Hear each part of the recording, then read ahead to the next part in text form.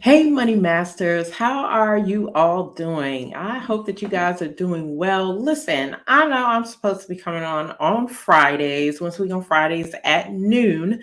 But for those of you who don't know, I have had my grandson with me for the last couple of weeks. He's just a couple months old. Y'all know how it goes. They run the schedule, right? They run the household almost. But anywho, long as I can get her on here once a week, try to be consistent. That's my aim right now while I have him anyway.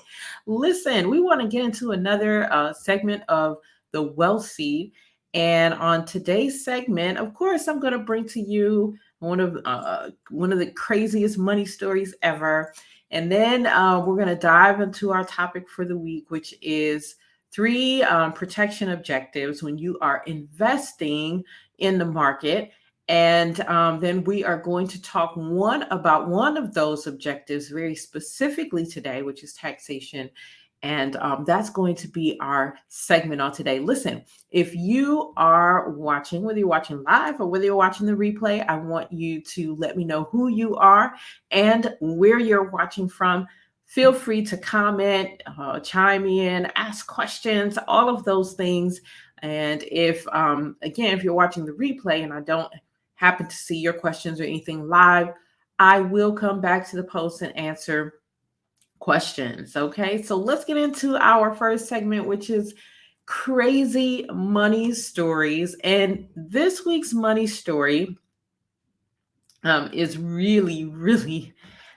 this is really funny. You guys are going to love this one. Now, this happened a long, long time ago in 1919. Okay, I don't know if I don't know if people can get away with this one today or not. They might. I don't know. They might and in the same fashion, actually. So here's the story, right? In 1919, J.D. McMahon, a Philadelphia oil man and promoter, he swindled investors after making them believe that he would build a 480-foot high-rise office building in Wichita Falls, Texas. Okay, so the Bible says there's nothing new under the sun.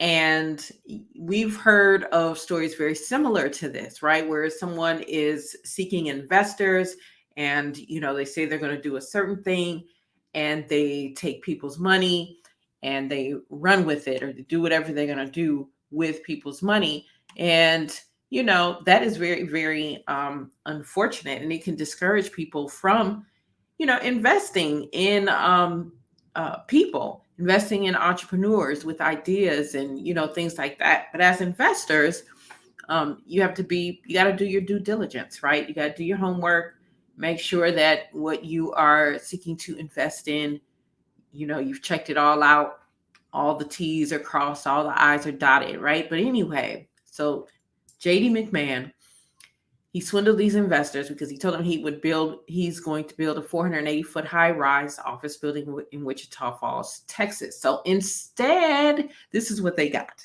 Y'all ready? Drum roll. This is what they got. They got a 480 inch, not 480 foot high.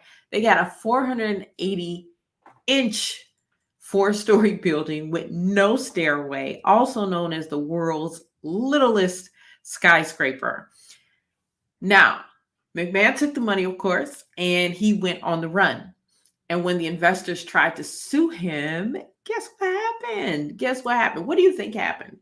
Do you think that, they won because he promised them a 480-foot high rise, right?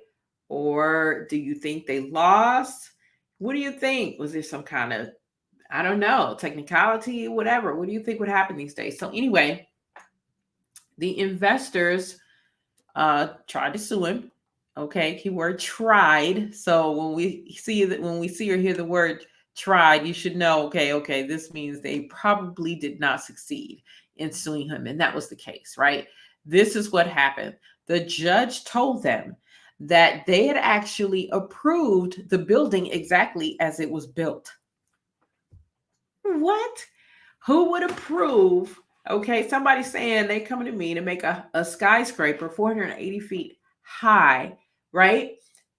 Why would I have approved of a 480 inch building, this mini building? No, But this is what they had approved of, the building exactly as it was built exactly as it said in the contract, because guess what? None of the investors had noticed that the scale on the blueprints was in inches instead of feet. Isn't that crazy? And this is why you really have to pay attention, right? If you are, like me, and you want to invest in some ventures and things like that, you really got to pay attention to everything, right? To every little thing. So they looked at the drawing, they were like, "Oh, this is great," right? And how many of you know drawings are not necessarily, you gotta read everything. So they didn't read and look at the numbers and the lines and how things were marked. They were marked in inches, not feet. So they got what the man said that he was going to give them on paper, even though he had promised them by mouth 480-foot high. On paper, it was 480 inches, and the investors signed to that. So Shady McMahon got away with all that money for that little skyscraper. What do you think about that? So, anyway, today's topic is three protection objectives when you're investing in the market. And today's story was inspired by a client of mine who needed to move a lot of money. Okay, lots of money, over a million. And her place where she had her money, the advisor there, they didn't really do a good job of making sure that she would be protected of these things that I'm going to share with you. And so, as a result, she was unhappy and was seeking to do something else. So, anyhow, it inspired me to do this so that I could share with you all, because, oftentimes we invest and we try to do it without an advisor or something like that. And not even just an advisor, a coach, a consultant, right? Because sometimes a lot of times, advisors will take your money, say they're going to do ABC with it, but they don't really explain to you what ABC all entails. Okay.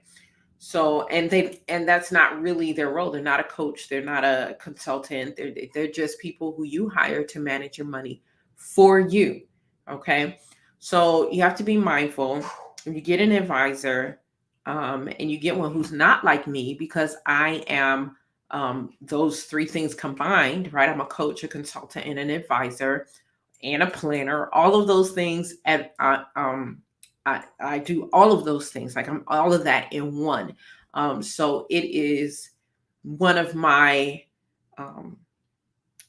pillars, if you will, for the way I do business, that the people that I work with, that they actually understand what's going on in their investments and what will happen, right? So there are three things that you want to make sure that you're protected from when you're investing in the market. And so those three things are market fluctuation. Okay. So market fluctuation means the volatility of the market. Volatility of the market means the ups and downs of the market, the ups and downs of the market. Okay. So you want to make sure that you're protected from market fluctuation. Now, these three things that I'm telling you all, it's not that we can eliminate them altogether. You can't, okay? But there are things you can do to protect yourself so that you're not exposed to the depth of these three things, right? So that you're not exposed to the depth of the volatility of the market. So market fluctuation, then there's inflation. We want to make sure that you are protected from inflation, right? As inflation rises, are your investments keeping up? Are they ahead of the game or what, right? You don't want to be invested in something that, especially something for the long term, that maybe you're going to use in the future, 10 years from now, 7 years from now, whatever the case may be, even 5 years from now. You don't want that money that's sitting there and supposed to be growing not to be keeping up with inflation. If inflation is 3%, you want to be invested in something that's certainly going to yield you way more than 3%, right? so that 3% isn't felt too much. If so you may want to be invested in something that is, I don't know, 6%, 7, 8, 9, 10, 11, 12%, whatever the case may be, but you want to make sure that it beats inflation, okay? Depending upon your objectives and what you're trying to do with the money, why you're trying to grow the money, how long you're trying to grow it for, okay? So, number one, market fluctuation. Number two, inflation. The third one is taxation, okay? So, one of the reasons why it is to your benefit to hire a financial professional and to make sure you know the questions to ask, right? Is because most people on average don't really know what they need to be doing with the money that they're investing in the market to reduce their tax burden, okay, or to avoid paying some taxes. Most people don't really have that knowledge offhand, okay? So in financial coach, consultant, and advisor, planner should be able to tell you, based on, again, what it is that you're trying to do, how long you're trying to grow this money, all of these types of things, right? They should be able to tell you, hey, this is what you need to do with your money, so that it meets your objectives and you're not paying, as much taxes, right? And there are some cases, depending upon what you want to do, particularly things in the short term, you may not be able to avoid.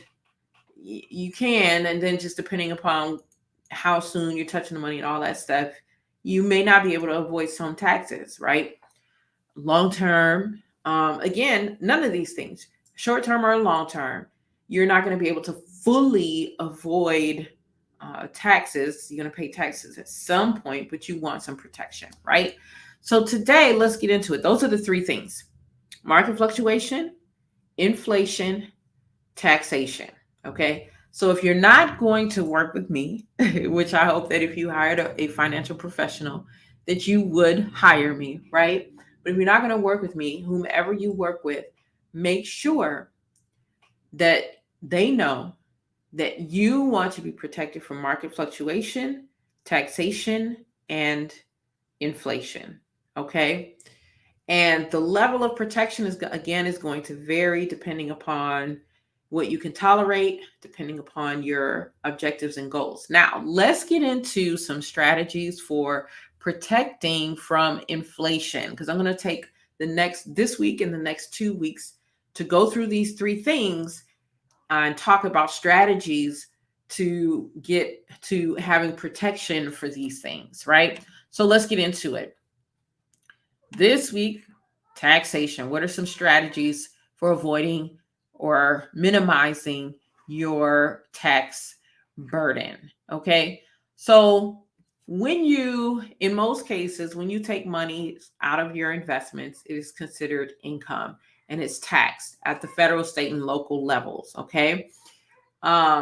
So taxes are difficult to avoid, but there are a lot of strategies that can help kind of ward them off or kind of reduce them, right? So today I want to go through maybe 6 of them.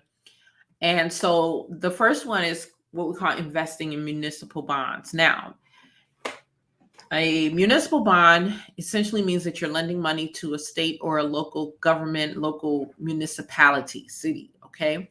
So when you purchase a bond, you are loaning money to that municipality, okay? And when the bond reaches its maturity date, the original investment is going to be repaid to you with some interest, all right? So interest on the municipal bonds is exempt from federal taxes, okay? So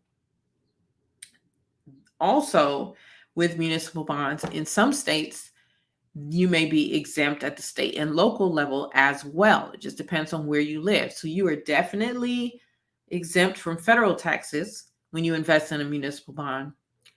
And depending upon where you live, you may be exempt from the state and local taxes as well. Okay. So this is one way to reduce your tax burden. Now, the thing with the municipal bonds, though, is to know and understand that you're not going to get high interest rates here. Okay. Because there's trade-offs. Anytime you have more protection, okay, and it's money that you can touch, meaning it's liquid, you can pull it out. It's not like a wealth building account or retirement account where you can't touch it until you're 59 and a half. But anytime you can touch an account, um, they call that's being liquid, and so the trade-off is you have a lower rate of return. Okay, so municipal bonds don't have a high rate of return, and in fact, currently, right now, as we speak, this first quarter of 2022 and going on so far right now, municipal bonds have taken a beating. Right, um, that's just the way it is. The market has taken sort of a beating. Right, so you have to know this if you go into municipal bonds right now they're taking a beating, but it may be a great time to buy them because the prices are, you know, uh, low. So, um, Muni bonds is one way to invest and avoid taxes. Now, again, I wouldn't use this strategy for any long-term monies because rate of return is not very high. Okay, and remember, for long term, we really want to make sure that we're keeping up with inflation, and things down the line. But this is a strategy if you have some type of short-term investment or if you have emergency fund or something like that. It's going to grow more than it would at the bank. Okay, and get more interest than it would at the bank, but not as much as if you were investing in a long-term account. All right. The next is shooting for long-term capital gains. So first of all, capital gains is the money that is gained on, let's say you put it $1,000 into an investment and it grows to 2,300, right? Some of those gains can be from what's called income, where some of those stocks may be paying out dividends. Okay, that doesn't count towards capital gains. Then some of it is growth on the interest, and then some is just growth on the principal. Growth on the principal, that is capital gains. Okay, so they have short-term and long-term capital gains. Long-term capital gains is anything beyond 12 months. Okay, anything that you hold, any asset that you hold in your portfolio for longer than 1 year. Okay, short-term obviously then is anything less than a year. So with the long-term, um, if you hold an asset for longer than a year in your investments, right?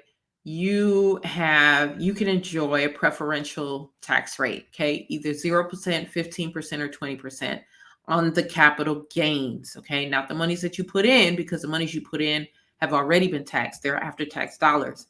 But on your gains, okay, you can enjoy, for long-term capital, you can enjoy 0%, 15%, or 20%. Now, how do you know which one? Depends on your income. Okay. So if you're single and your income is below, I believe it's 41,675, then you would pay 0% on your capital gains. Okay. Married, if your income is 83,350, okay, for the both of you total, you're going to pay 0% on your long-term capital gains. If you are single and your income is over 41,675, but below, I forget what there's another bracket in there, then you're going to pay the 15%. And then, of course, over that, you're going to pay the 20%. Okay. Either way, whether 0, 15, or 20%, to be taxed on the long-term capital gains, it's always better than to be taxed on the short-term capital gains. So anytime you can hold an asset for more than a year before you actually do anything with it, before you actually withdraw it or use it or whatever, is best, so that you get taxed on long-term capital gains. Okay. And within that, there is a strategy called tax loss harvesting, which helps to offset capital gains. Okay, that you're not offset the gains, but the tax liability of the capital gains. Okay, so if you sell your securities at a loss, that's what tax loss harvesting means. I bought this investment. I pay, whatever you pay for it, $500 per share. and now it's dropped down to $375 per share. And I'm getting ready to sell them off for whatever reason, because I just feel like they're going to keep dropping, or I want to, sell these off and then get something else in my portfolio to bring me back up, whatever the case, whatever you're selling them for, right? Whatever the reason, you're selling them at a loss, okay? Because they started out at 500 and now they're only worth 375 per share. So now you're selling them at a loss. And if your losses exceed your gains, okay, then you can reduce your tax liability, because the lesser of $3,000, okay, or the net capital loss, that can be deducted from your income, okay? And I know this is kind of, maybe a little hard to understand. You may have to listen to it a few times, or, as you get into investing, you will get to know and understand these terms, particularly if you hire someone like me. If you don't hire someone like me, they may not ever explain this stuff to you, right? But tax loss harvesting is a way to, offset any capital gains tax that you have to pay. You sell your shares at a loss, you get to deduct those from other income. Another way is to start a business. Okay. Why start a business? Because when you start a business, many of your expenses can be deducted from your income, which reduces your total tax obligation. Remember, with business owners, our tax doesn't come off the top. Our tax comes after we have spent money. Then we're taxed on what's left, right?